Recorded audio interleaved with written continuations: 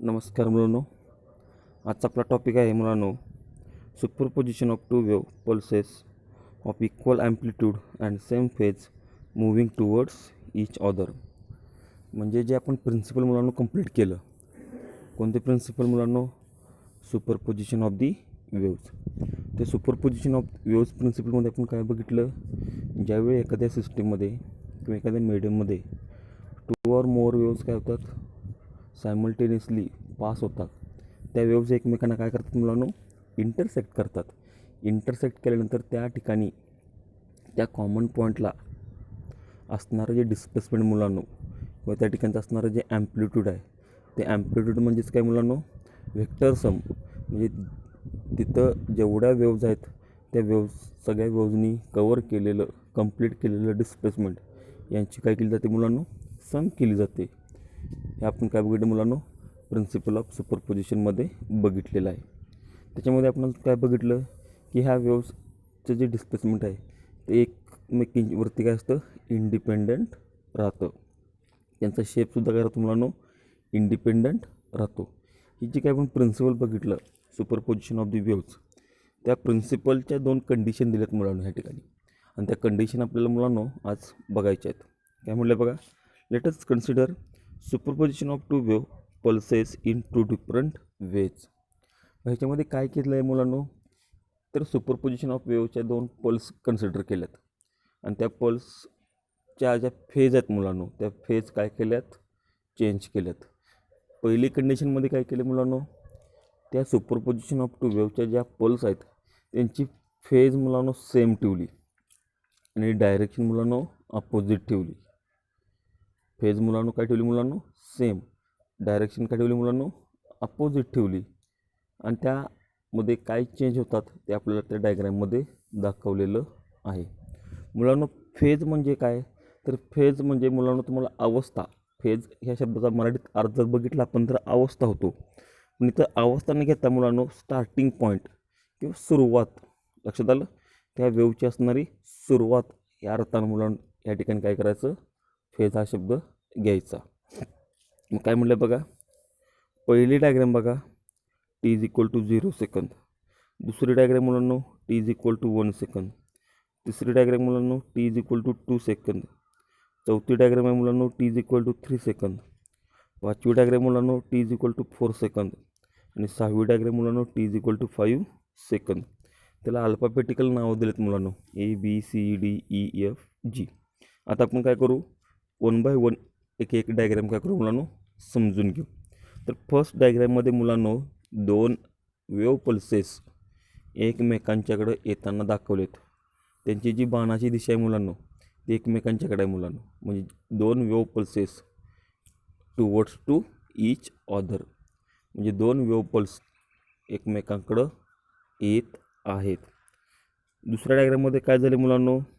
ही जी 2 wave pulses आहेत मुलांनो ते एकमेकांच्या अगदी जवळ आलेत.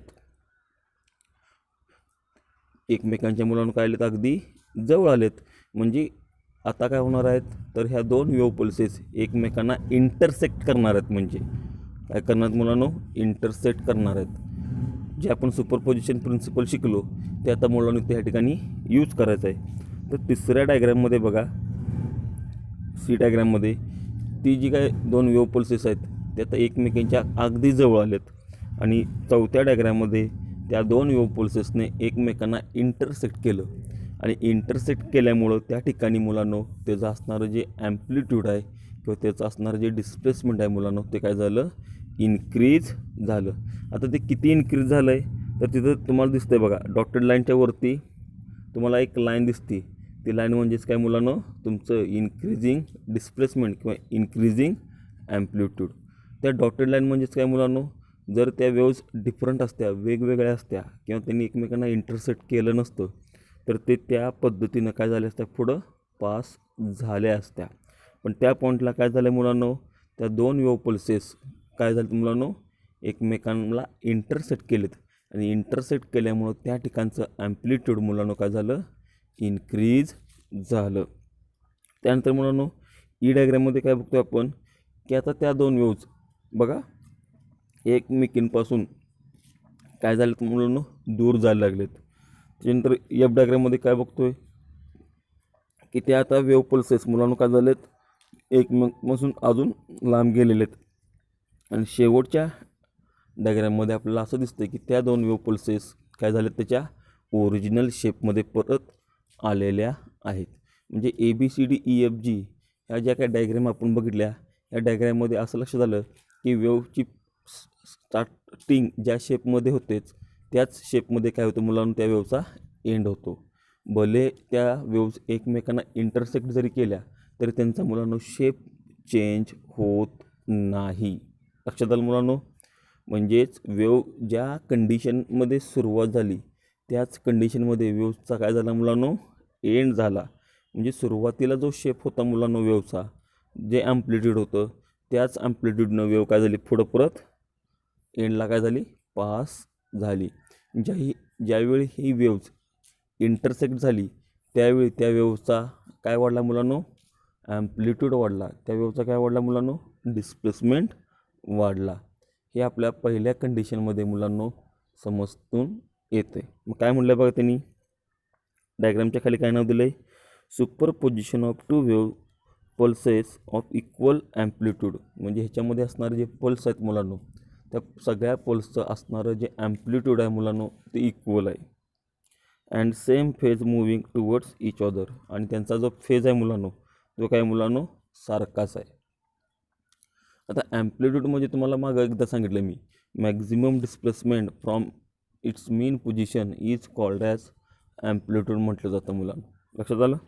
मग त्यांनी काय म्हटलं बघा the propagation of approaching wave pulses their successive positions after every second. Their position and their propagation after superposition are shown in figure. म्हणजे प्रत्येक सेकंदाला त्या वेव्ह पल्सचं असणारं जे पल्स आहे मुलांनो ते आपली काय करतं आहे पोझिशन चेंज करतं आहे. आणि सक्सेसिव्ह काय म्हटलं आहे कारण एका पल्सनंतर लगेच दुसरी पल्स आहे म्हणून त्या पल्सना काय म्हटलं आहे मुलांनो सक्सेसिव्ह पल्स.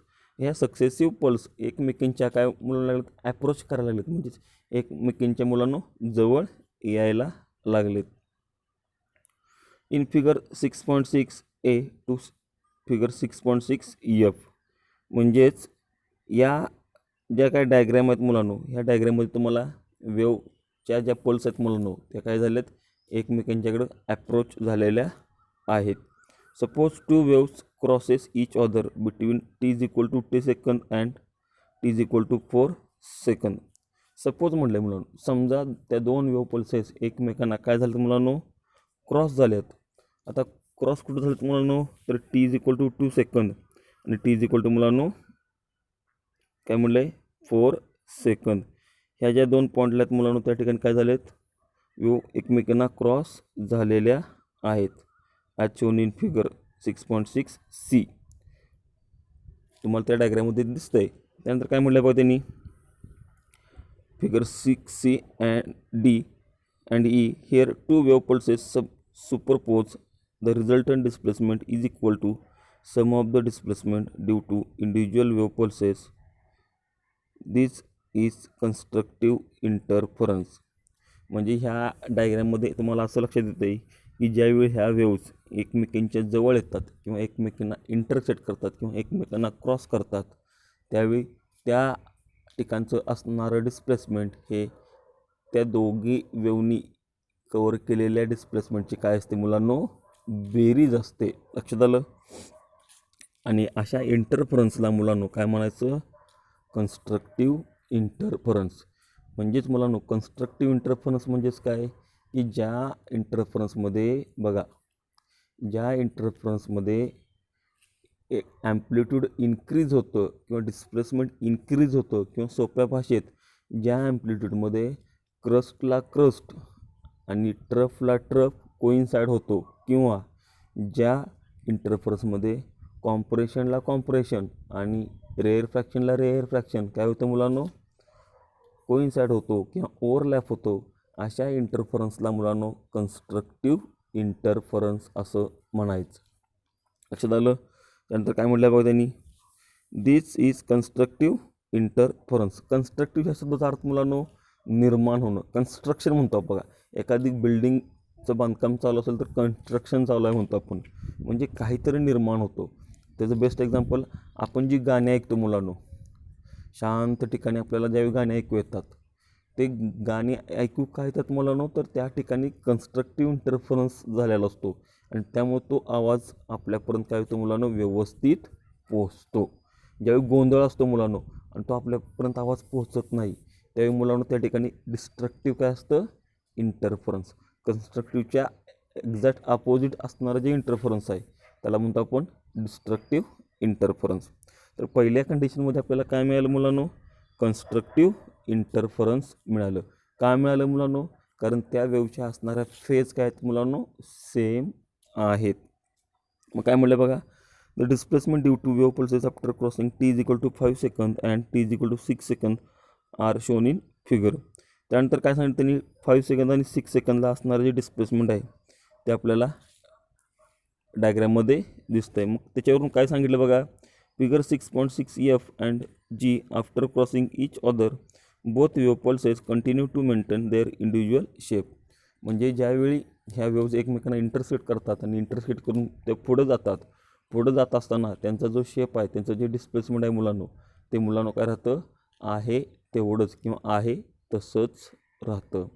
हे काय मुलांनो, पहिली कंडिशन आहे. ह्या कंडिशनमध्ये आपण काय बघितलं, फेज सेम आहे. फेज सेम असल्यानंतर त्यांच्या ज्या ॲम्प्लिट्यूड आहेत मुलांनो, त्या काय आहेत मुलांनो, सेम आहेत.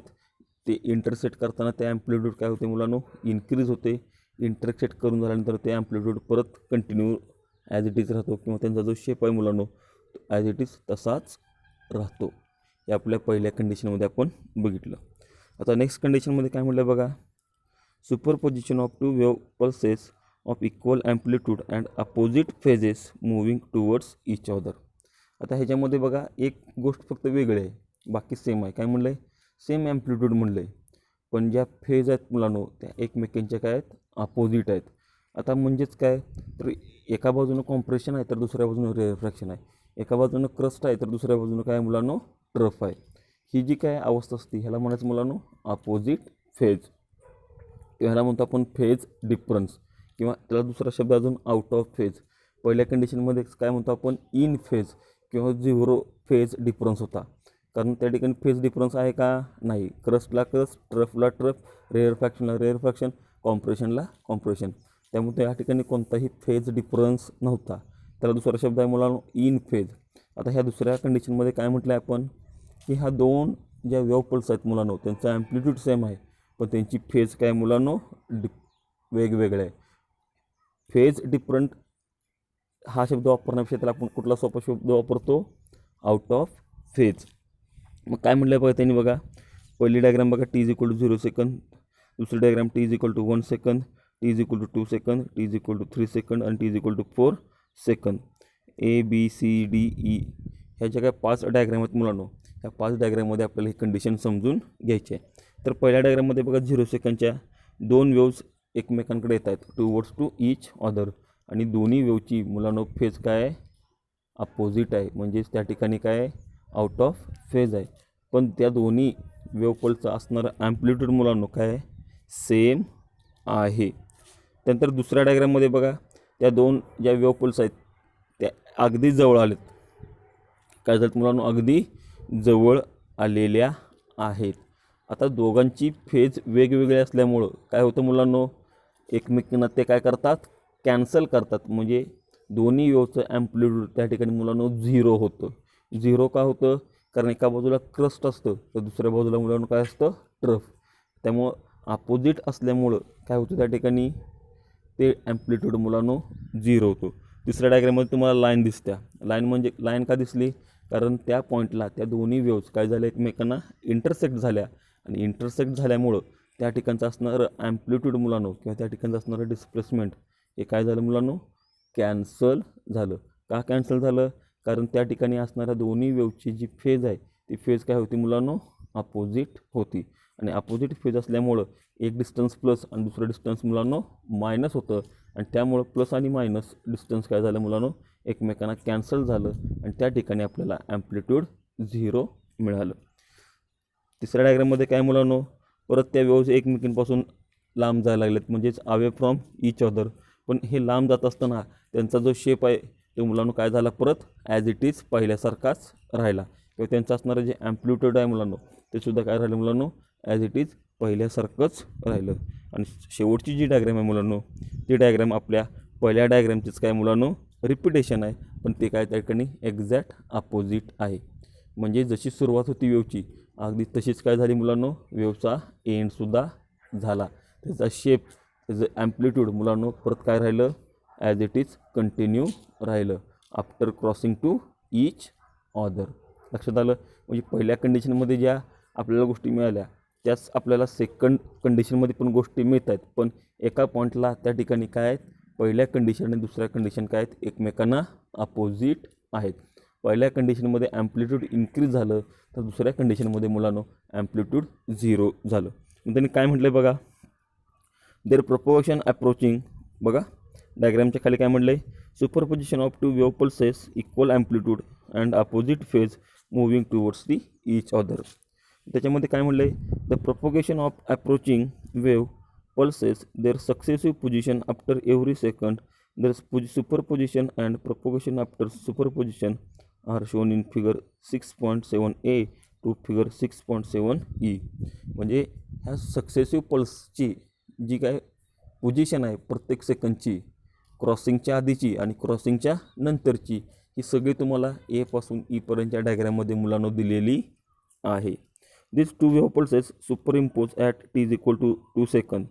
ज्यावेळी ह्या दोन वेव्स एकमेकांना इंटरसेक्ट करतात म्हणजे सुपरइम्पोज करतात त्यावेळी काय होतं बघा, this two wave pulses superimpose at t is equal to 2 second and the resultant displacement full line म्हणजे कंसात लिहिले त्यांनी फुल लाईन इज 0. त्या पॉईंटला इंटरसेक्ट केल्यानंतर त्यांचं जे असणारं डिस्प्लेसमेंट आहे मुलांनो ते काय होतं मुलांनो 0 होतं मुलांनो. आता डिस्प्लेसमेंट मुलांनो व्हेक्टर क्वांटिटी आहे, वरचं डिस्प्लेसमेंट प्लस असतं आणि डाऊनचं डिस्प्लेसमेंट मुलांनो मायनस असतं. प्लस मायनस काय होतं मुलांनो कॅन्सल होतं, कारण आपलं असणार ॲम्प्लिट्यूड सेम आहे म्हणजे त्यांनी कवर केलेलं अंतर दोघांचं काय मुलांनो सेम आहे. वर +5 आहे खाली -5 आहे, त्यामुळे काय झालं +5 -5 एकमेकांना कॅन्सल झालं आणि त्या ठिकाणी 0 डिस्प्लेसमेंट उरलं म्हणजे त्या ठिकाणचं ॲम्प्लिट्यूड मुलांनो 0 झालं. काय म्हटलं बघा, due to individual displacement dashed lines differing in phase exactly by 180 degree. म्हणजे त्या ठिकाणी दोन ज्या वेव्ह पल्स आहेत त्यांच्यामधला जो फेज डिफरन्स आहे मुलांनो तो किती आहे 180 डिग्रीचा आहे. दिस इज डिस्ट्रक्टिव्ह इंटरफरन्स. आणि ह्या इंटरफरन्सला काय होतं काय म्हणायचं मुलांनो डिस्ट्रक्टिव्ह इंटरफरन्स. डिस्ट्रक्टिव्ह शब्दाचा अर्थ होतो मुलांनो विनाश किंवा संपून जाणं किंवा उद्ध्वस्त होणं. लक्षात आलं. म्हणजे त्या दोन वेव्ज त्या पॉईंटला काय झाल्या संपल्या, त्यांचं डिस्प्लेसमेंट 0 झालं म्हणून त्या इंटरफरन्सला काय म्हणायचं डिस्ट्रक्टिव्ह इंटरफरन्स. म्हणजे ज्यावेळी गोंधळ चालू असतो मुलांनो आणि त्या गोंधळामध्ये आपला जो मूळ आवाज आहे, समजा एखादं शिक्षक शिकवत असतील आणि मुलं गोंधळ घालत असतील तर शिकवलेलं तुमच्या कानापर्यंत पोहोचत नाही. का पोहोचत नाहीत तर ह्या बाकीच्या वेव्ज त्यामध्ये काय होतात इंटरसेक्ट होतात आणि आपला ओरिजिनल सिग्नल काय होतो मुलांनो त्या ठिकाणी संपून जातो. अशा इंटरफरन्सला काय म्हणायचं मुलांनो destructive interference. Displacement due to one wave pulse is cancelled by displacement due to other wave pulse when they cross each other. After crossing each other both wave pulses continue maintain their individual shapes. आता ह्या ठिकाणी काय म्हटलं बघा की ज्यावेळी intersect होतात ते इंटरसेक्ट झाल्यामुळं त्यांचं असणारं जे डिस्प्लेसमेंट आहे मुलांनो ते एकमेकांना काय करतात कॅन्सल करतात आणि हे क्रॉसिंग झाल्यानंतर त्या वेव्ज परत कंटिन्यू मूव्ह होतात. कंटिन्यू मूव्ह होत असताना त्यांचा असणारा जो शेप आहे मुलांनो त्यांचं असणारं जे ॲम्प्लिट्यूड आहे मुलांनो ते काय राहतं मुलांनो त्या ठिकाणी ॲज इट इज कंटिन्यू राहतं.